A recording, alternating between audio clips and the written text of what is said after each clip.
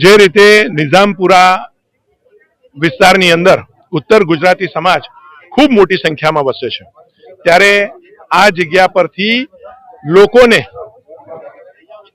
ઉત્તર ગુજરાત તરફ જવા માટેની અગવડતા પડતી હતી.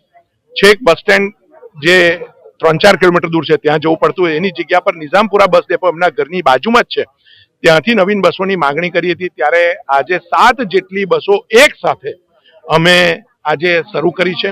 પાલનપુર, ડીસા, મહેસાણા, અંબાજી આ તમામ જગ્યા પર એક સાથે 7 બસોના રૂટ, 2 નવીન બસો અને 5 જેટલી બસો એ એમને રૂટ બદલ્યા. ડભોઈ, કરજણ, પાદરાથી આવતી બસો નિઝામપુરા થઈને જશે તો મોટો લાભ આ વિસ્તારના નગરજનોને થવાનો છે, રૂપિયા બચવાના છે, સમયની બચત થવાની છે.